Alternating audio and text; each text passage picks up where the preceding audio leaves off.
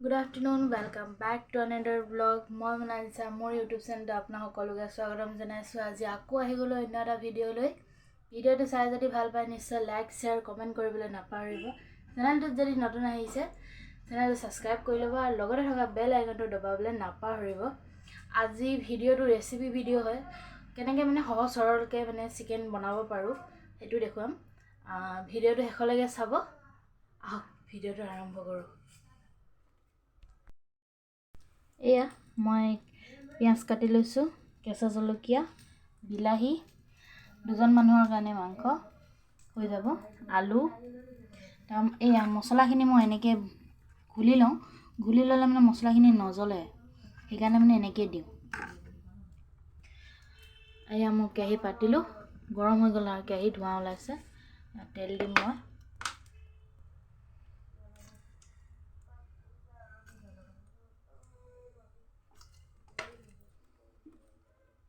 তেলখিনি এতিয়া গৰম হ'বলৈ দিম।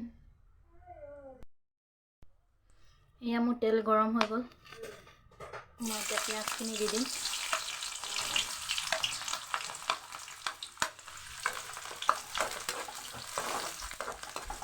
চিকেনটো কেনেকৈ একদম চিম্পুলভাৱে একদম চিম্পুলকৈ কেনেকৈ বনাব পাৰি সেইটোকে দেখাবলৈ ওলাইছোঁ। এয়া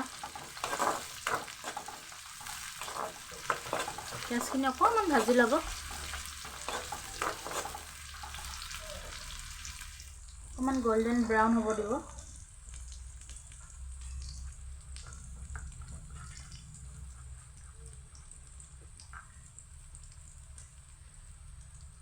মই কাটি থৈ দিয়া কেঁচা জলকীয়াকেইটাও এতিয়াই দি দিওঁ।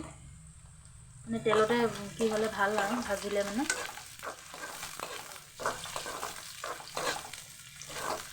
অলপমান ভাজ খালেই হ'ব। পিঁয়াজৰ ৰংটো অকণমান বেলেগ হৈ গ'লে তেতিয়াই আপুনি মছলাখিনি দি দিব।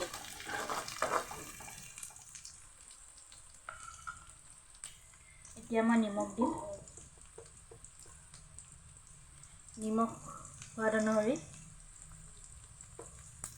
আপোনালোকে কিমান জনলৈ কিমান মানুহ আছে সেইটো হিচাপে কিমান চব্জি লৈছে, কিমান মানুহ আছে সেইটো হিচাপে এইটো বনাব দিব আৰু মছলা নিমখটো। এতিয়া মই মছলাটো দিম।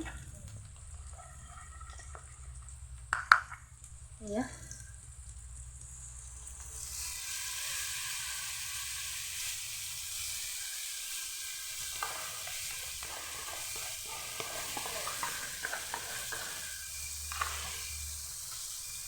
এইখিনি অকণমান এতিয়া ভাজিম। মছলাটো যেতিয়ালৈকে তেল এৰি নিদিয়ে তেতিয়ালৈকে ভাজি থাকিব।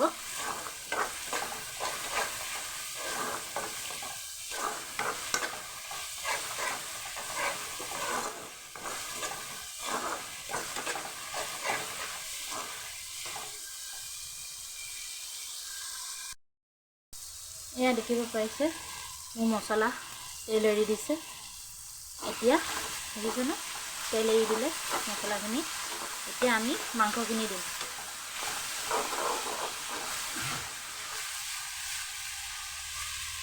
আমি মাংসখিনি দিছোঁ। ভালকৈ মিক্স কৰি ল'ব। মিহলোৱাৰ পাছত আমি ইয়াত এতিয়া আলু দি দিম।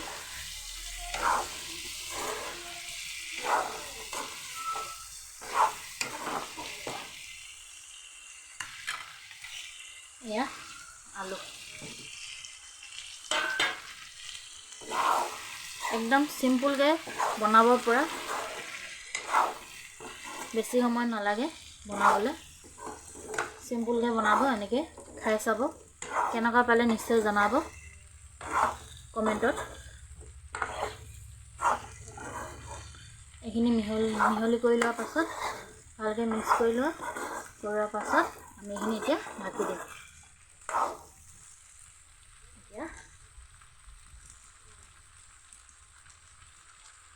ঢাকি দিম আৰু এইখিনি 5 মিনিটমান এনেকৈ থাকিব দিব। তাৰপিছত ল' ফ্লেমত 5 মিনিটমান এনেকৈ থাকিব দিব। 5 মিনিটৰ পাছত আকৌ চাব। এয়া 5 মিনিট হৈ গ'ল। মই এইটো ঢাকন এৰুৱাই কিনে সেইখিনি এয়া ইমান ধুনীয়া তেল এৰিছে না, দেখিছেনে?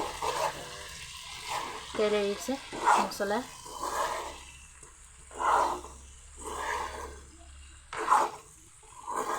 এনেকৈ বনাব। হোটেলত গৈ কিনে ধাবাত গৈ কিনে নেখালেও হ'ব আপোনালোকে। এনেকৈ বনাই খাই চাব।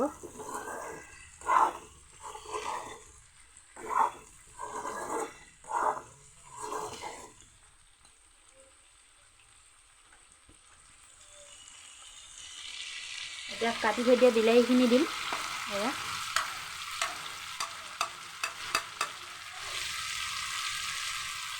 বিলাহী দিয়া এটাই কাৰণ, বিলাহীটো মানে অলপ ৰং কৰিব আৰু গ্ৰেভি টাইপৰ কৰিব, সেইকাৰণে বিলাহীটো দিয়া হৈছে। বেছি নিদিওঁ বিলাহী, নহ'লে টেঙা হৈ যাব, সেইকাৰণে এটাই দিছোঁ।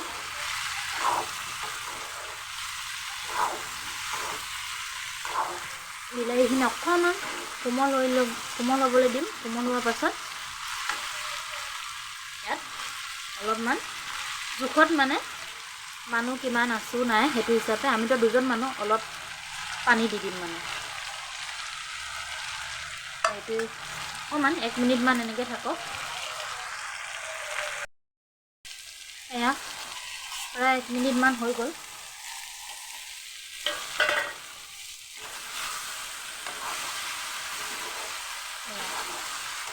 অলপমান কোমল হৈ গৈছে, দেখিছানে বিলাহীখিনি?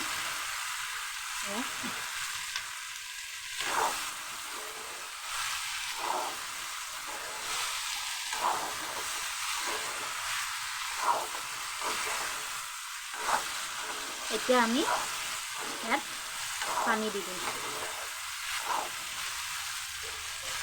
আপোনালোকে গৰম পানীও দিব পাৰে, আৰু গৰম পানী যদি কৰা নাই তেতিয়াহ'লে ঠাণ্ডা পানীও দিব পাৰে। এয়া মই বেছি পানী নিদিওঁ।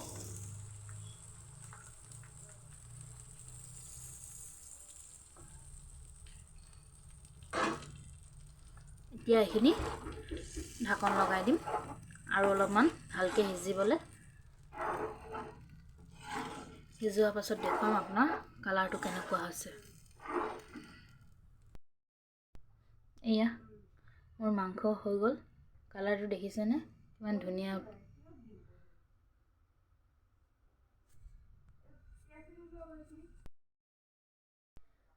আজি চিকেন ৰেচিপিটো একদম সহজ সৰলকৈ বনাই দেখুৱালোঁ। আপোনালোকেও এনেকৈ বনাই ঘৰত এনেকৈ বনাই কিনে খাই চাব। খাই যদি ভাল পায় বনাই চাব এবাৰ।